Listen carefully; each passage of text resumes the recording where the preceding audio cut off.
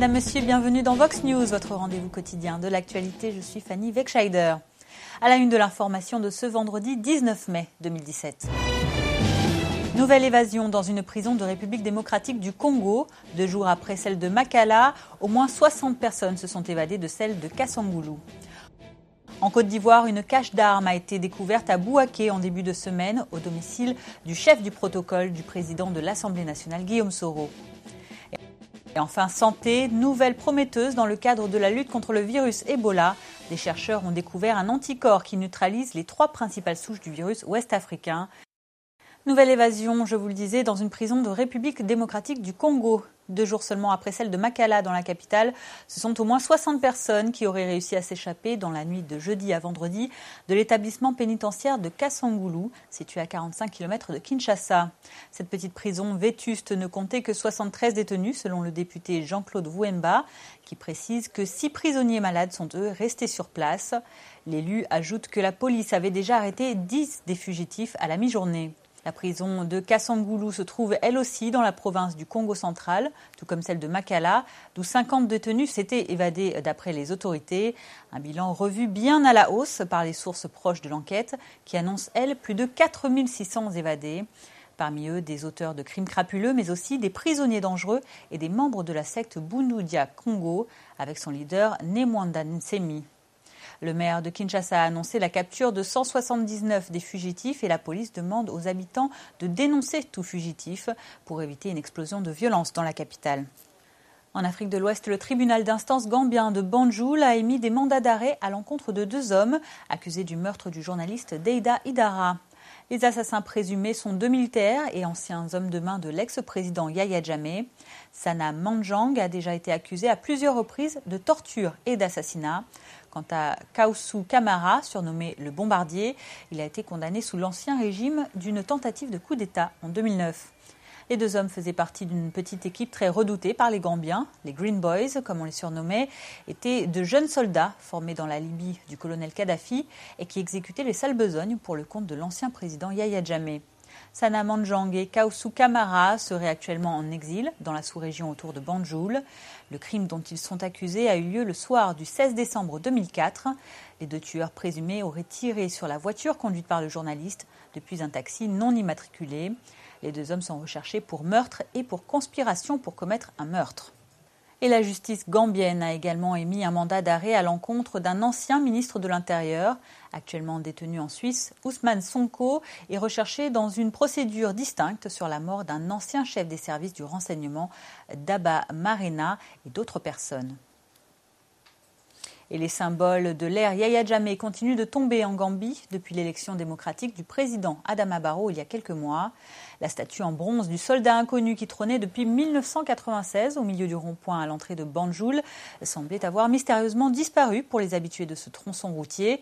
En fait, son retrait est une décision collective du gouvernement après consultation des leaders communautaires. Comme l'explique le ministre gambien des Travaux publics, les autorités envisagent d'enlever ou de transformer de nombreux anciens symboles du règne de Yahya Jammeh pour marquer, je cite, la transition de la dictature à la démocratie, par exemple le nom de certaines rues ou d'autoroutes. La statue du soldat inconnu avait été érigée pour célébrer le coup d'État militaire du 22 juillet 1994 conduit par Yahya Jammeh. Elle représentait un soldat faisant fièrement le signe de la victoire, son fusil dans le dos et un bébé dans le bras. En Côte d'Ivoire, une cache d'armes a été découverte à Bouaké au cours de la dernière mutinerie de plusieurs jours. Les armes ont été trouvées dans la nuit de dimanche 14 à lundi 15 mai au domicile de Kagamate Souleymane. Surnommé Saul to Saul, l'homme est le chef du protocole du président de l'Assemblée nationale, Guillaume Soro. Écoutons d'ailleurs la réaction de ce dernier, propos recueillis par Parfait Adjo et Didier Kindou-Kouadio. Je suis entièrement favorable et d'accord avec l'enquête. J'ai vigoureusement recommandé à mon collaborateur de se mettre à la disposition des enquêteurs et je lui ai demandé de dire sur l'honneur et sa conscience ce qu'il sait pour contribuer à aider les enquêteurs à conclure ce dossier. Je peux vous assurer qu'il est clair dans ma tête qu'il devra, et tous ceux qui sont concernés, chacun assumera sa responsabilité.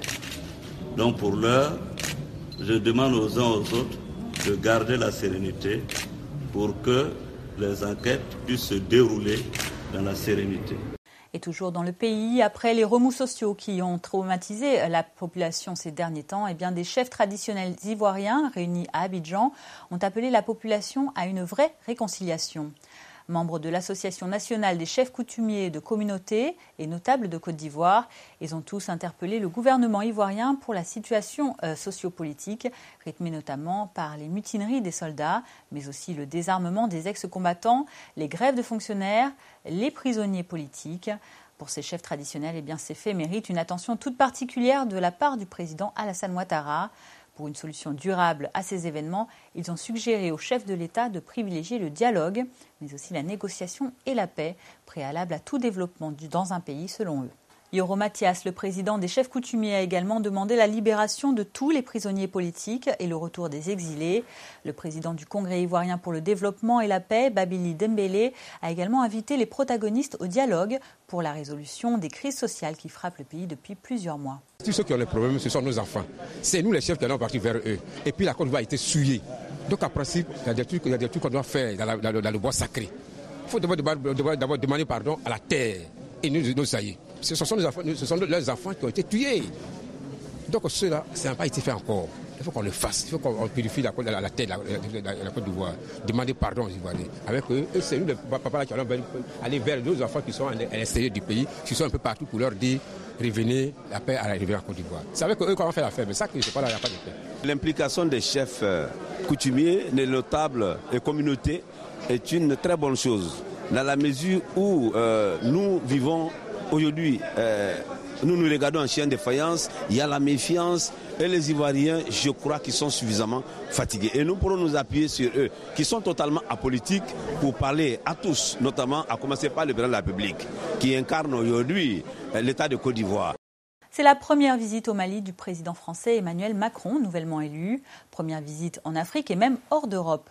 Comme le jour de sa prise de fonction dimanche dernier, c'est le costume de chef des armées qu'a de nouveau endossé le président français ce vendredi. Emmanuel Macron, accompagné de 2 de ses ministres et du directeur général de l'Agence française du développement, a été accueilli par son homologue Ibrahim Boubacar Keïta, avec qui il a passé en revue les militaires français de la force Barkhane. L'opération Barkhane mobilise 4000 soldats français dans 5 pays, le Mali, le Burkina Faso, la Mauritanie, le Niger et le Tchad. 1700 d'entre eux sont actuellement en poste dans la ville malienne de Gao pour lutter contre le djihadiste dans le Sahel. Lors de sa visite éclair de 6 heures, le président français a appelé à accélérer le processus de paix engagé en 2015. Emmanuel Macron a aussi tenu à marquer sa détermination à poursuivre l'engagement de la France au Sahel, notamment en renforçant la coopération avec l'Allemagne et en complétant l'action militaire par une stratégie de développement.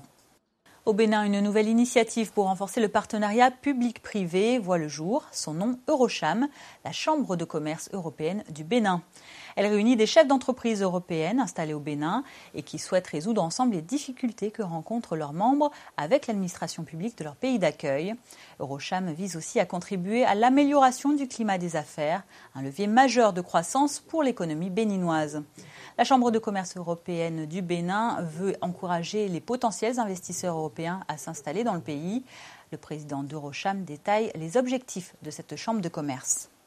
Le Bénin a de nombreuses richesses, de nombreuses opportunités, tant dans son pays lui-même qu'aux portes du Bénin, et notamment du côté du Nigeria. On connaît tout le potentiel et toutes les richesses, aussi bien humaines, intellectuelles, et même la terre. Il y a énormément d'opportunités de développement et donc il y a de la place encore pour d'autres entreprises.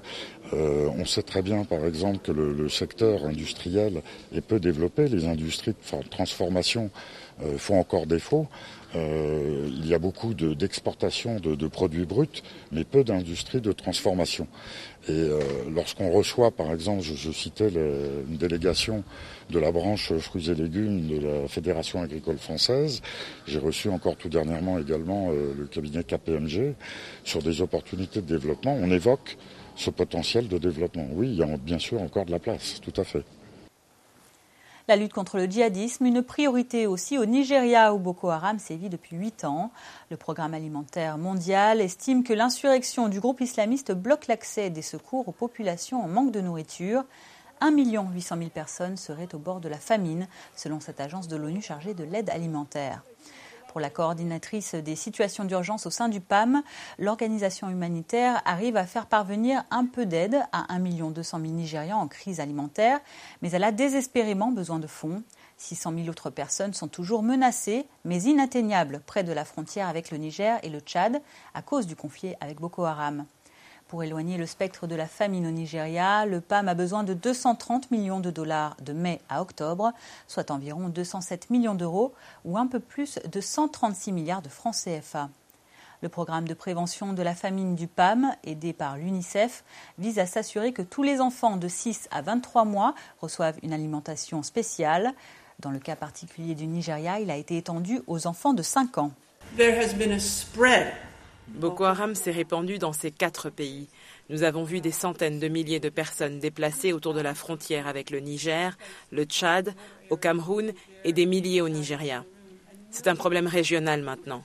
L'épicentre se situe dans la partie nord-est du Nigeria, mais d'un point de vue de la sécurité, de l'économie, des implications humanitaires, c'est désormais un problème régional majeur. Il y a probablement juste un peu moins de 2 millions de personnes que nous avons classifiées, que j'ai classifiées dans mon esprit, comme étant au bord du gouffre de la famine. Et la seule chose qui les sépare du gouffre, c'est soit l'assistance humanitaire, soit la fin du conflit. Normalement, nous mettons en place un plan de prévention de la malnutrition pour tous les enfants de 6 à 23 mois. Ils reçoivent plusieurs soins et des produits du Programme alimentaire mondial et de l'UNICEF.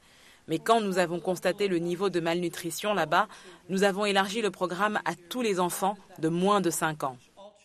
Et cette information concernant la dernière jeune fille ayant échappé des mains de Boko Haram et faisant prétendument partie des captifs de Chibok, eh bien ce n'est pas le cas. Les autorités nigérianes sont revenues jeudi sur leur déclaration de la veille. Elle n'est pas l'une des 219 adolescentes kidnappées en 2014 dans leur école de Chibok, mais elle s'est bien évadée de l'emprise du groupe djihadiste. Un mot de santé à présent avec ces nouvelles prometteuses dans le cadre de la lutte contre Ebola. En analysant le sang d'un survivant de la dernière épidémie en Afrique de l'Ouest, des chercheurs ont découvert qu'un anticorps qui neutralise les 3 principales souches du virus existe. Ils ont publié leurs résultats jeudi dans la revue américaine Cell. La découverte pourrait ouvrir la voie au premier vaccin et, pourquoi pas, un antiviral doté d'une efficacité étendue contre cet agent viral. Car pour le moment, eh bien, la plupart des thérapies existantes ne sont efficaces que contre une seule souche d'Ebola. Et vous le savez, une autre souche justement du virus touche particulièrement le nord-est de la République démocratique du Congo. Eh bien, autre nouvelle encourageante, l'Organisation mondiale de la santé se dit prête à tester un vaccin expérimental. La procédure mise en place serait une vaccination dite en anneau ou en ceinture. Il s'agit de vacciner des cercles ou groupes de gens en contact avec un malade, d'abord des proches, puis des sujets qui ont été en contact avec eux, et ainsi de suite. La nouvelle épidémie congolaise d'Ebola a fait 3 morts sur une vingtaine de cas recensés. Dans le pays voisin, la République centrafricaine, les normes de santé sont, elles, les pires au monde. C'est le bilan d'une étude menée dans 195 pays par le journal The Lancet. L'étude se base sur un indicateur qui mesure la qualité et l'accessibilité des systèmes de santé. La performance de chaque pays, notée de 0 à 100, est établie selon le taux de mortalité de 32 maladies pour lesquelles les décès peuvent en théorie être évités. Par exemple, il s'agit de la tuberculose, du cancer du sein, de la leucémie et de certaines maladies cardiovasculaires. La principauté d'Andorre est la première du classement de la revue médicale britannique avec un score de 95 sur 100. La Centrafrique, elle, est dernière avec seulement 29 points. L'étude montre généralement que parmi les 30 pays les plus mal classés, 27 sont situés en Afrique subsaharienne. La Mauritanie, par exemple, meilleur pays africain en termes de santé, n'est que 165e sur 195 pays. La Gambie est 166e, le Mali 171e, le Sénégal 173, la Côte d'Ivoire 181e et la République démocratique du Congo 185e. Et donc la République centrafricaine voisine ferme le classement mondial. Au Cameroun, le Forum international sur l'économie numérique qui se tenait depuis lundi dernier à Yaoundé s'est refermé mercredi. La rencontre a permis aux experts venus du monde entier de proposer des solutions à l'État camerounais pour le développement de son économie numérique. Magloire Tchepmo et Fabrice Amvama reviennent sur les retombées de ce forum. À l'origine de ce forum, une interrogation. Comment réussir l'économie numérique au Cameroun? Le travail des experts en ateliers et panels de réflexion a permis de formuler des pistes de solutions.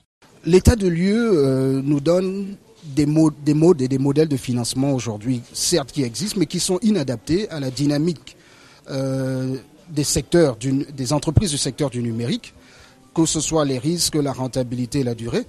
Donc nous avons comme recommandation émise des modèles innovants de financement tels que la mise en place des fonds de garantie, le capital risque, des fonds, la création de fonds d'investissement, notamment le fonds spécial des télécoms qui à date loge plus de 40 milliards de francs CFA, devrait pouvoir allouer une partie de ce financement en fonds de garantie et en fonds d'investissement.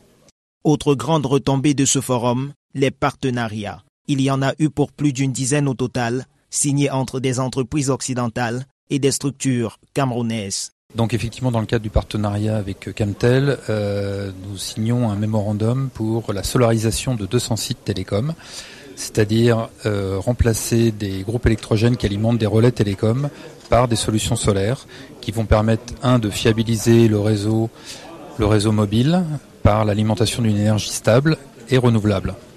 Le Forum international sur l'économie numérique, une vitrine pour les jeunes start-upers camerounais. Dans un salon à eux consacré, ils ont pu présenter leurs innovations. Mais plus important encore, les B2B. Des échanges qui ont mis sur la même table des start-upers camerounais et des experts investisseurs venus des 4 coins du monde. Durant cette rencontre avec des experts venus de partout, nous avons beaucoup mûri notre projet.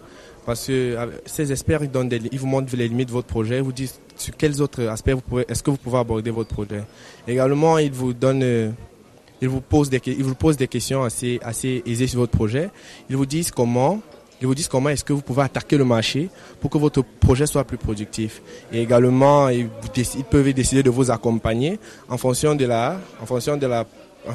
taux de rentabilité de votre projet sur le marché. À la sortie de cette conférence, nous avons gagné un plus, nous avons eu un hébergement de notre application qui a été promis et qui va être respecté. À l'issue de cette rencontre, des rapports ont été rédigés. Leurs contenus serviront à coup sûr au Cameroun vers son émergence numérique. Malgré la crise que traverse le Soudan du Sud depuis plus de 3 ans maintenant, le pays a trouvé une occasion de célébration. Ce vendredi a marqué le 34e anniversaire de l'Armée populaire de libération du Soudan, aujourd'hui devenue l'armée régulière du Soudan du Sud, puisque le pays n'est indépendant du Soudan que depuis 2011. L'Armée populaire de libération du Soudan a été fondée en 1983 comme un mouvement rebelle. Ce 19 mai à Djouba, ses soldats ont défilé lors d'une cérémonie à laquelle a assisté le président Salva Kiir. Au cours des 3 dernières années, nous avons vu comment les forces du mal ont essayé de faire tomber notre pays. Elles essayent de réécrire l'histoire et de diviser notre peuple. Elles sont même allées jusqu'à dépeindre l'histoire de notre armée, SPLA, en armée ethnique.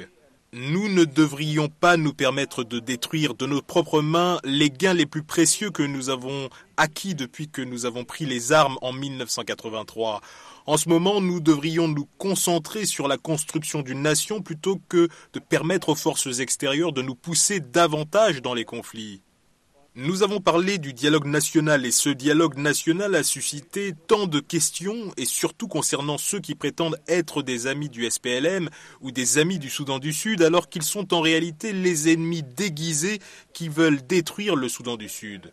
Au nord du continent, de nouvelles manifestations frappent le Maroc et la ville d'Al-Hoceima dans la région du Rif, épicentre d'un mouvement populaire depuis des mois. Jeudi, près de 5000 protestataires dénonçaient la corruption de l'État et refusaient la militarisation de cette région du nord du Maroc. Les manifestants se sont rassemblés en fin d'après-midi sur la place du centre-ville pour une lutte qu'ils ont qualifiée de pacifique.